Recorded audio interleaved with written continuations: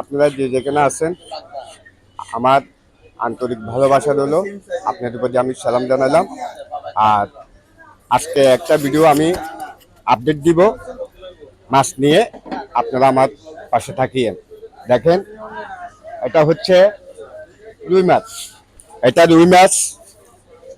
আর এটা হচ্ছে ইলিশ মাছ, medium size, কেজিতে 2.5 কেজি। আর দামটা জানলে আমি দামটা বলে দিচ্ছি। দামটা হচ্ছে আপনার 1850 টাকা।